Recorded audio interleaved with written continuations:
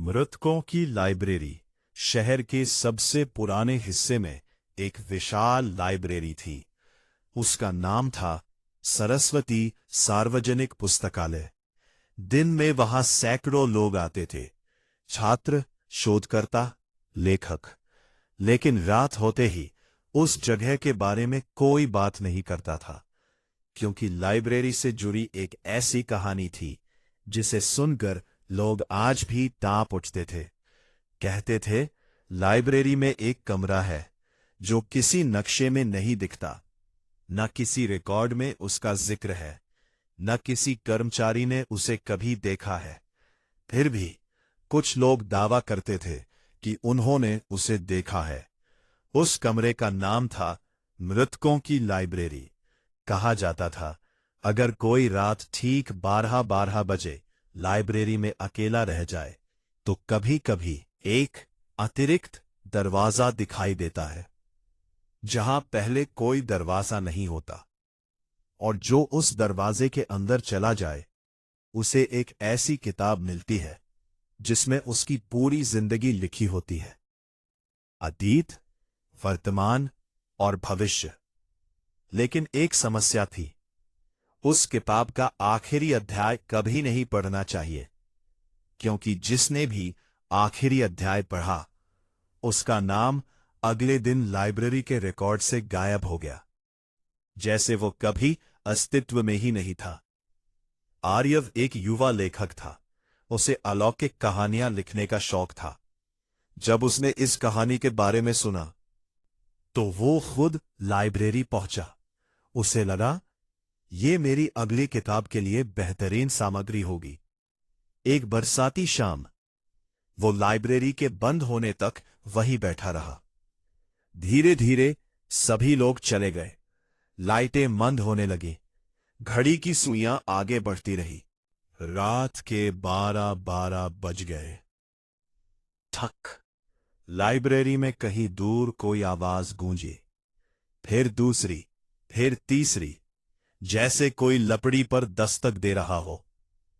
आर्यव ने आवाज की दिशा में देखा और उसका दिल तेज धड़कने लगा। जहां कुछ मिनट पहले सिर्फ दीवार थी, अब वहां एक दरवाजा था, काला, पुराना, और उस पर सुनहरे अक्षरों में लिखा था, मृतकों की लाइब्रेरी। दरवाजा धीरे धीरे अपने आप खुल गया।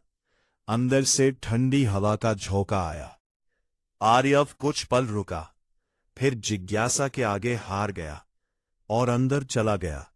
दूसरी तरफ एक अंतहीन कमरा था। जहां तक नजर जाती, किताबों की अलमारियां दिखाई देती थी। हजारों, लाखों किताबें, और हर किताब पर एक नाम लिखा था, किसी इंसान का नाम। आर्यव ने एक किताब उठाई। उस पर लिखा था, राजेश वर्मा। उसने खोला। पहले पन्ने पर जन्म की तारीख थी, फिर बचपन, फिर जवानी, मृत्यु। सब कुछ विस्तार से लिखा था, जैसे किसी ने उसकी पूरी जिंदगी रिकॉर्ड की हो। आर्यव के हाथ कांपने लगे। वो आगे बढ़ा। उसे एक किताब दिखाई दी। उस पर लिखा था, आर्यव। उसकी सांस अटक गई। धीरे धीरे उसने किताब खोली। पहले पन्ने पर उसका जन्म, फिर स्कूल, कॉलेज, लेखन, वर्तमान तक की हर घटना, सब कुछ, शब्द दर शब्द। यहां तक कि इस समय वह जो सोच रहा था वह भी लिखा हुआ था। उसका दिल जोरों से धड़कने लगा। फिर उसने आखिरी पन्ने की तरफ देखा। उसे चेतावनी याद थी, लेकिन जिज्ञासा फिर जीत गई। उसने आखिरी अध्याय खोल दिया और पढ़ना शुरू किया।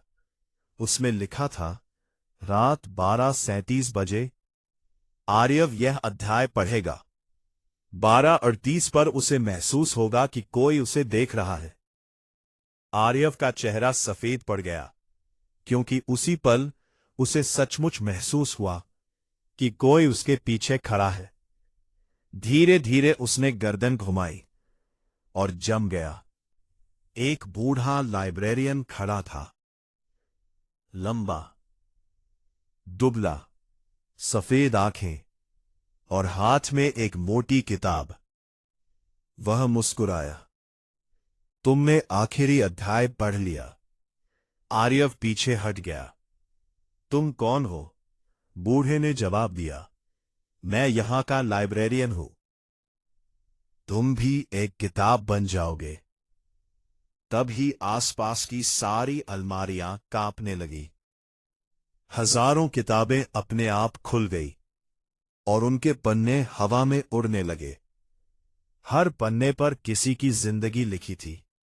हर पन्ने पर एक नाम, और उन नामों के बीच एक नया शीर्षक उभर रहा था। आर्यव। आर्यव भागने लगा, लेकिन अलमारियां अंतहीन थी।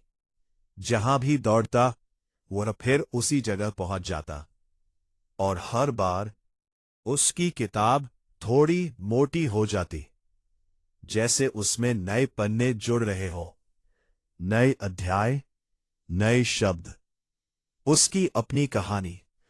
फिर अचानक उसने अपनी किताब का आखिरी वाक्य पढ़ लिया। उसमें लिखा था, और अब वो भी शेल्फ नंबर 1313 पर रख दिया जाएगा। उसी क्षण सब कुछ अंधेरा हो गया। अगली सुबह लाइब्रेरी सामान्य थी। कोई अतिरिक्त दरवाजा नहीं, कोई रहस्य नहीं। लेकिन कर्मचारियों ने एक अजीब बात नोटिस की। पुराने रिकॉर्ड में आर्यव नाम का कोई सदस्य कभी दर्ज ही नहीं था, जैसे वो कभी वहां आया ही नहीं। और उसी रात मृतकों की लाइब्रेरी की एक अलमारी में एक नई किताब रखी गई। उसकी जिल्द काली थी और उस पर सुनहरे अक्षरों में लिखा था, आर्यव। नीचे एक पंक्ति और थी, कहानी समाप्त नहीं हुई है, बाग आखी समाप्त।